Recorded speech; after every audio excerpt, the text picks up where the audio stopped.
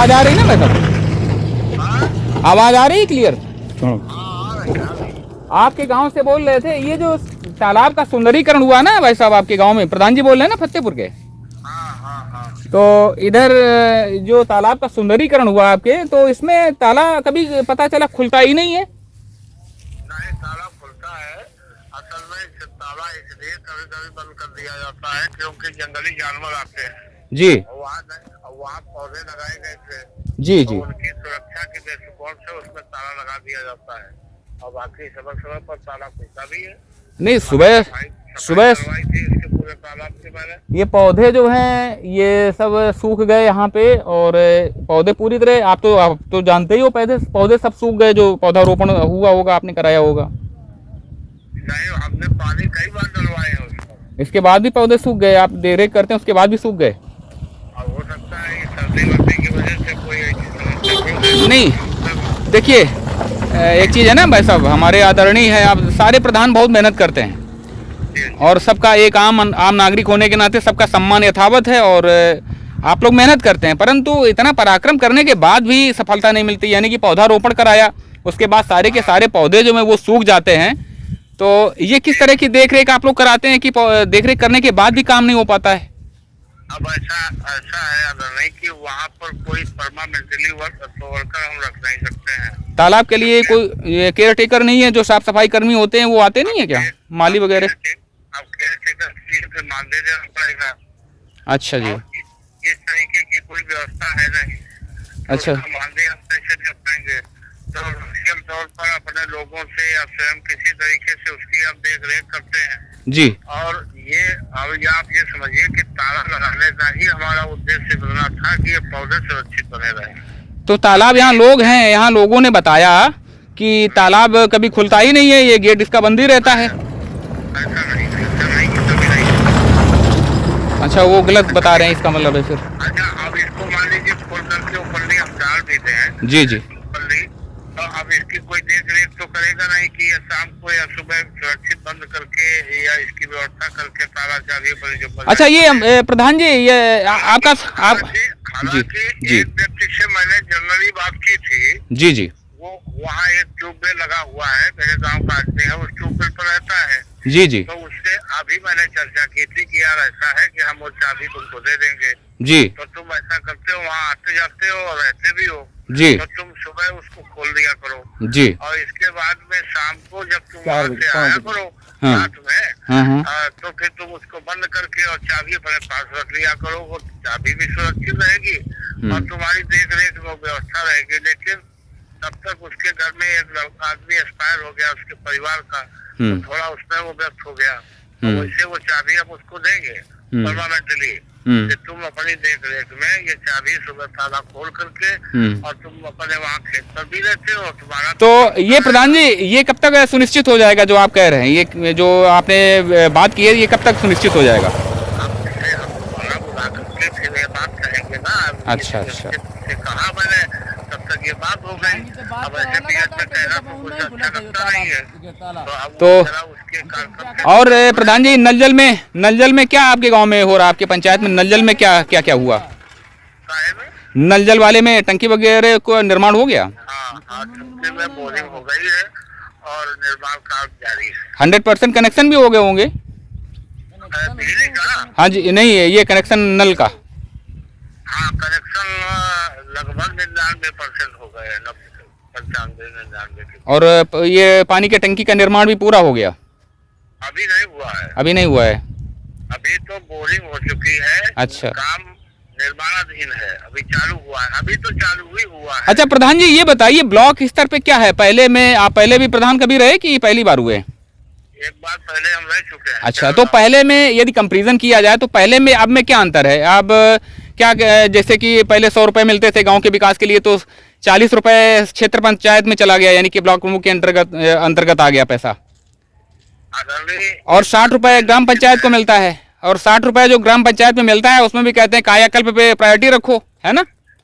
अब उसमें कितनी बड़ी समस्या आ गई है। जी जी। कि तो हम लोगों का जो वास्तविक ग्राम पंचायत में जनसंख्या के आधार पर पैसा मिलना चाहिए, जी जी, गांव के विकास विकास के लिए उसमें कटौती भी हो गई है, जी जी वो भी नहीं मिल पा रहा है। जी जी दूसरी बात एक ये है कि जो मिलता भी है जी। उसमें अतिरिक्त लोड हमारे ऊपर डाल दिया गया है मानदेय का। अच्छा, जैसे कि सामुदायिक शौचालय केयर टेकर है, उसको उसका मान नहीं। तो प्रधान जी, ये आप एडीओ पंचायत, आपका कनेक्ट डायरेक्ट कनेक्ट किससे रहता है? एडीओ पंचायत से रहता है शायद? नहीं, हम लोग वीडियो से संपर्क में रहते हैं। तो वीडियो साहब से जब आप अपनी बात ये व्यथा कहते हैं तो क्या जवाब देते हैं? जो ब्लॉग मैथा के जो वीडियो साहब हैं वो यही कहते हैं कि लिख करके शासन को भेजेंगे। लिख करके शासन को भेजेंगे? हाँ। अच्छा, और तो कुछ उत्तर उनका मिलता नहीं है। और आप लोगों को पैसा वैसा कुछ बचता है कि सब ऐसे ही सेवा हो रही है, फ्री में सब जा रहा है सारी मेहनत? पैसा मतलब बात नहीं। अरे आप लोगों को कुछ पारिश्रमिक, कुछ मेहनत बचती है कुछ, कि ऐसे ही सब चला जाता है सन्नाटे में सब? अब आप ये समझिए कि जहाँ धन की कमी होगी, हाँ जी, काम का लोड ज्यादा होगा, जी जी वहाँ बचने बचाने की कहाँ से बात आ जाएगी। वहाँ तो ये होता है कि अगर 4 कदम हम जनता के हित के लिए चले जी, तो 2 ही कदम के लिए पैसा है, 2 कदम के लिए हमारा बैलेंस से पड़ा है जो हमें बच्चों को देना है या संस्था से हम सामान देते हैं उनको देना है। तो इसी तरीके से किसी तरीके से काम चल जाता है थोड़ा बहुत। अच्छा हमारा गांव आदर्श गांव में हो गया है। अच्छा, आपका गांव आदर्श में है? हाँ, आदर्श में अभी हो गया है। आदर्श में कौन सा? ये ग्राम प्रधानमंत्री आदर्श ग्राम में हो गया?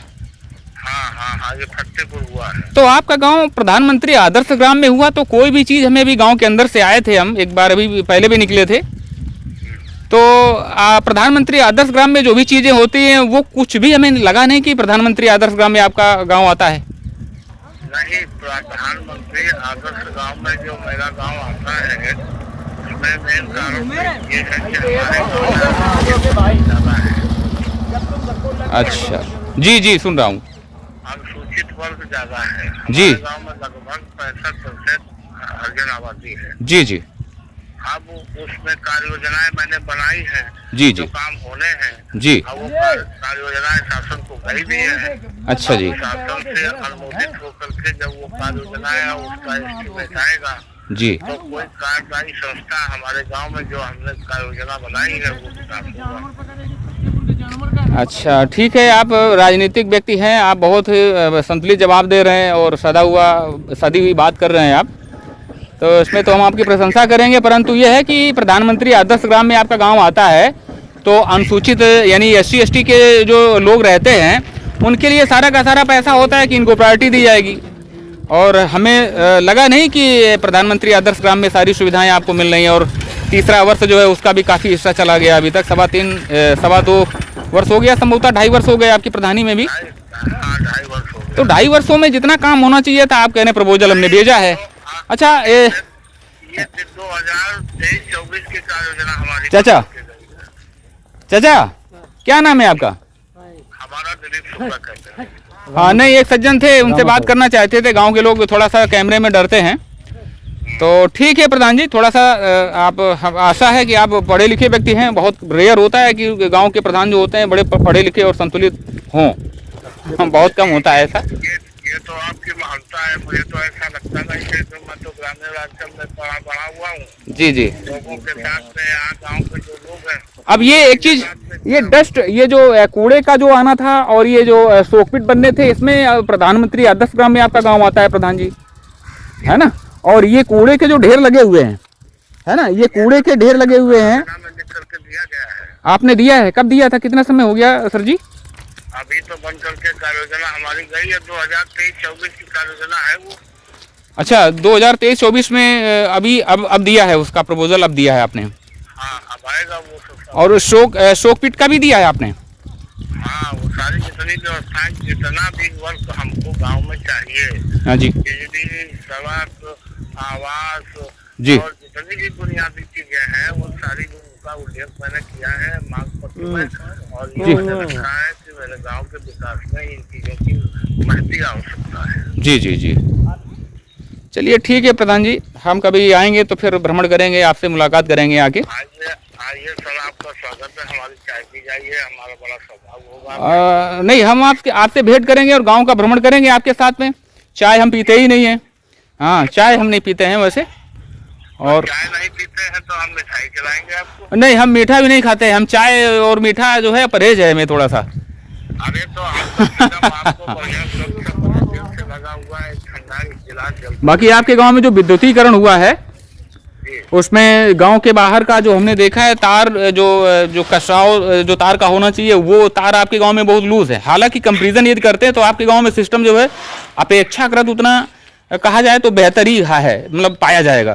सर ऐसा है कि मैं इस डिपार्टमेंट के इंजीनियर एनजीओ से संपर्क करता हूँ जी। और मेरे गांव में कोई भी समस्या बिजली के संबंध में, कोई तार की समस्या या कोई भी खतरे की समस्या हमको दिखाई पड़ती है, संबंधित अधिकारियों से संपर्क करके उसको ठीक कराने का प्रयास करता हूँ।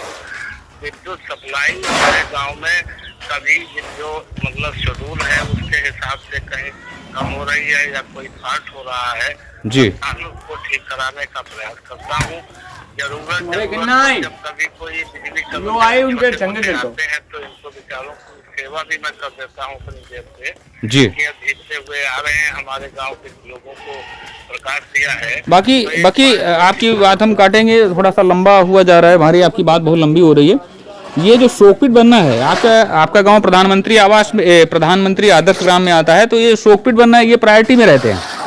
और ये क्या बना हुआ है, तो बस यही हमें आपसे कहना था। बाकी आप खुद ही अपने गांव के लिए चिंतित हैं, कोई बात नहीं है। ठीक है प्रधान जी, नमस्कार। ओके ओके, बहुत बहुत धन्यवाद आपका सर, नमस्कार। तो ये गांव के प्रधान होते हैं, वो किस तरह का कार्य करा रहे हैं, और ये सारी चीज़ें जो है वो राजनीतिक हो जाते हैं। प्रधानी का जो प्रधानमंत्री वो राजनीतिक व्यक्ति होते हैं, तो संतुलित जवाब देने की वो कोशिश हमेशा करते हैं। परंतु ये प्रधानमंत्री आदर्श, ये एक जानकारी हो गई, प्रधानमंत्री आदर्श गाँव में चिन्हित ये गाँव है, और यहाँ का जो डेवलपमेंट है वो ये बता रहा है कि गांव का विकास जो है वो किस तरह से हुआ। और ये प्रधानमंत्री आदर्श ग्राम है, ये स्वयं प्रधान जी हैं वो बता रहे हैं। और ये देख लेते हैं आंगनबाड़ी का है। तो इस तरह से आप लोग ऐसे जो इंटीरियर के गांव में उनके बारे में क्या विचार करते हैं, ये अवश्य कमेंट में प्रेषित कीजिएगा। और ऐसे उदासीन प्रधानों के बारे में क्या सोचते हैं, जो कि लुटियन जोन से लेकर के और लखनऊ के लोक भवन तक की जो राजनीतिक प्रक्रिया होती है, ये छोटे से गांव के जो प्रधान होते हैं वो कितने निपुण हो जाते हैं राजनीतिक दृष्टिकोण से, ये भी एक रीड करने वाली बात आ जाती है। और इसीलिए संभवतः गांव का जो डेवलपमेंट होता है वो इस तरह से रह जाता है, पीछे छूट जाता है, और गांव का जो आम आदमी होता है वो पीछे छूट जाता है। ऐसे राजनीतिक लोगों के जो एक उनका राजनीतिक पॉलिटिकल जो एटीट्यूड होता है उसकी वजह से। तो इसी के साथ में ये एक छोटी सी रिपोर्ट कैसी रही इसमें कमेंट कीजिएगा, और आगे बढ़ते हैं, देखते हैं और आगे क्या हो रहा है।